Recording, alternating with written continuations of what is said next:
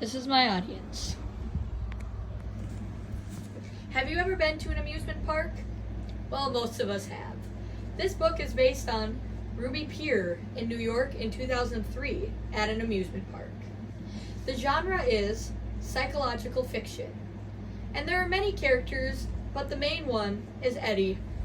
He is about a 60 to 70-year-old man who's been working at Ruby Pier for almost his whole life since he was 18, and his father before him had also worked at Ruby Pier. The other 5 people I won't talk about too much because I don't want to ruin the book. And I already did say the setting, but it is based in 2003.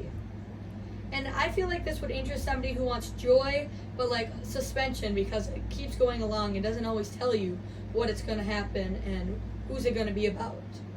But it has joy, happiness, and heartbreak. I really like this book because it wasn't boring and never got boring.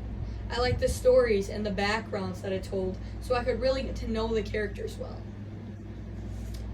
This book is about a man who saves a girl at the amusement park. He goes quickly before the ride falls on her and pushes her out of the way and sacrifices his own life. He then will meet 5 people in heaven. I will now read a passage from the book. Eddie saw nothing of his final moment on earth. Nothing of the pier or the crowd, or the shattered fiberglass. In the stories about the life after death, the soul often floats above the goodbye moment, hovering over police cars at highway accidents, or clinging like a spider to the hospital room ceilings.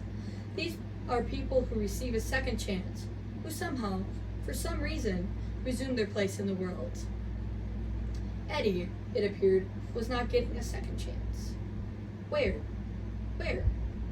The sky was a misty pumpkin shade, then a deep turquoise, then a bright lime. Eddie was floating in his arms, and they were still extended. Where? The tower cart was falling. He remembered that. The little girl, Amy? Annie? She was crying. He remembered lunging. He remembered hitting the platform. He remembered her 2 small hands in his. Then what? Did I save her? Eddie could only picture it at a distance, as if it happened years ago. Stranger still, he could not feel any emotions that went with it.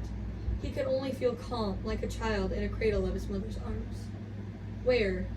The sky around him changed again to grapefruit yellow, then a forest green, then a pink that Eddie momentarily associated with all of things. Cotton candy. Did I save her? Did she live? Where is my worry? Where is my pain? I recommend this book to people because it is a very good read. It's not too long, so if you feel like you can't finish it, you always will be able to. It also has a sequel called The Next Person I Meet in Heaven, and has a movie on it.